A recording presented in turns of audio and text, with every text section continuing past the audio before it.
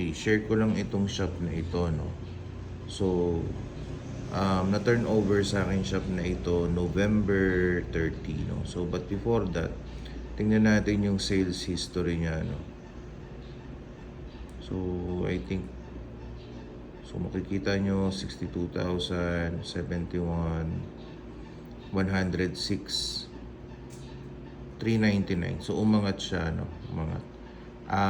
Alam ko nag-enroll ito sa akin before. So, I don't know anong batch siya, but I think, no, nasabi niya sa akin, this is one of her improvement after the masterclass. So, ayan, umakyat siya. Pero sabi nga, napaka-busy daw ni seller. So, that's why she decided baka may mas iangat pa yung shop. So, the seller decided na i-turn over sa akin yung shop. So, November, ito yung huling sales niya bago i-turn over sa akin. Then, nung ako na yung nag-handle nung shop na niya, so supposedly December, ang expectation, dadami benta. Pero, nung ako yung nag-manage na nung shop, is bumagsak yung benta. So, bumagsak ng 24% or 390,000 lamang. So, bakit nangyari yon? Kasi ang ginawa ko sa sales, sa ads niya, so doon sa ads po niya ay, let's see, no, check natin yung November. So, nag-cut kasi ako ng, sorry, mali.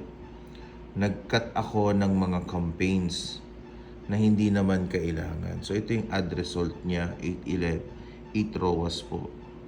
So, nag-generate ng 893 orders, 60,000 ng expenses, and 488 yung sales noong November. And then, let's see, October. So, ayan, October. So, ito yung kanyang ad history naman nung siya yung nag-handle. So ngayon, ang ginawa ko, since nagbawas ako ng mga campaigns, finokus ko lang, naghinanap ko yung mga priority listing at mga listing na dapat na nasa ads at yung mga listing na wala dapat sa ads. Yun yung ginawa ko. So, that's why bumaba yung expenses. Yun nga lang, yung turnout ay hindi naging maganda. So, sa kasi, sa ads kasi, no, ang vision mo kasi dapat malayo. Hindi dapat yung ang vision mo ay short term only or short goal only. So, kinakailangan titingnan mo ano mangyayari if mag-progress pa siya on the next succeeding months. So, ganun pa rin, I stay with the ROAS target niya while nagbaba ako ng campaigns. And then, so ito na yung January. So, as you can see, January, umakyat ng 11.4. Okay? And then, 55 na lang yung expenses, but we generated 628. So, bakit nangyari ito? Kasi, nakafocus na doon sa product yung ad spending.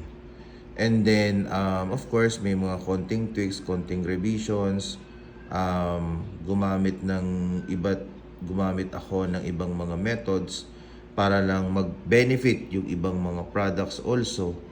And that is the reason why na nag-improve yung sales niya. Okay? So, since ang vision ko is long term, yun din nangyari nung February. So, hindi pa tapos yung February. So, as you can see, umabot ng 11 orders. Maintain sa ROAS, 57 expenses, and 646 na yung sales. 23 days ng February compared doon sa 30 days ng January. Okay?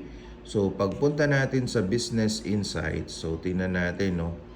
So, nakita nyo naman na yung sales nung 2025 was naglalaro lang, no, lowest I think 25,000, highest is 500,000, which is November. Okay, so pagpasok ng January, okay, there you go, umakyat tayo ng 61% doon sa sales niya. So ito yung January sales. Okay, And then, tuloy-tuloy siya. Pagpasok ng February, hindi pa tapos yung February natin, no? So, nasa 679 mark na siya. Okay? 1,200 orders yung na-generate. Yeah. Is because yung focus of marketing ay nandun na sa mga priority items na lamang. Hindi na sabog kung ano yung dapat i-ads. Of course, may tulong yung affiliates, may tulong din yung other organic traffic na meron doon sa shop. Ang strategy kasi dito is mapalabas mo yung organic traffic. So, mapapalabas mo yon through your ROAS targeting. So, meron diyang certain point na kung saan matetest mo kung nasaan talaga yung organic traffic or saan mas maraming pinoprovide na organic traffic dun sa pagta-target mo. Okay?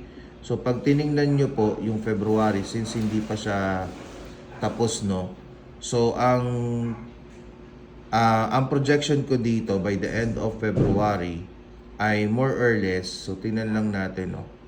So, for more or less, if this will be the same or this will be the consistent output niya for the next 7 days, okay, sabihin mo na lang na 200,000 yung next 7 days, possible, no, ito ay umabot ng 800,000 to 900,000 sales for this February. So, napakalayo niya na doon sa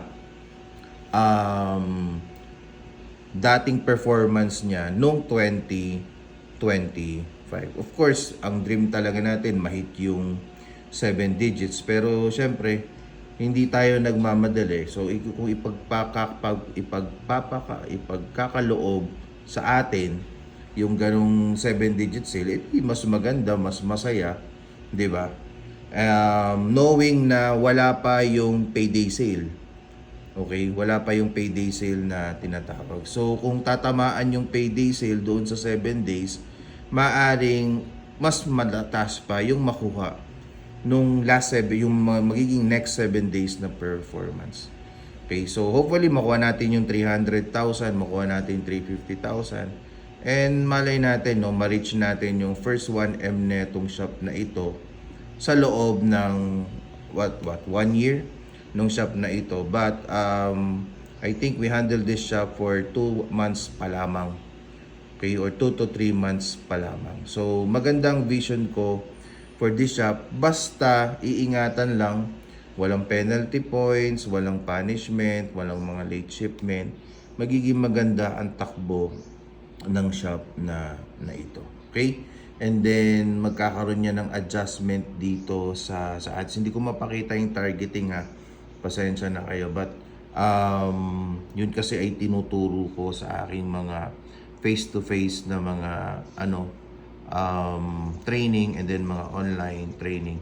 But right now ay hindi ko pa ito gagalawin. So gradual lang yung magiging adjustment ko until such na ma-feel ko or makita ko na sumusunod na siya doon sa target natin. So that's how you manage a shop. Hindi yung gagawin mo is you want it na literally na once you do ads ay mag-deliver kagad siya ng mga gusto mong mga results. So dapat may mga long-term plan kayo dun sa mga shop ninyo.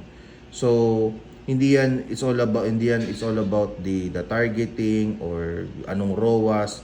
Hindi yon. Hahanapin mo kung saan muna siya gumagalaw or kung saan muna siya nagde-deliver ng results. So pagtsatsagaan mo muna yan until you get the right traction doon sa shop mo. So pag nakikita mo na yung traction that you are delivering results doon sa targets mo, you stay with it, pagtsagaan mo muna. Sometimes magastos yon until such na mag-optimize yung product mo. So pag nag-optimize yung product mo, doon lumuluwag yung ads, doon dumadali yung pasok ng orders, doon nagiging masunurin yung product mo. Okay?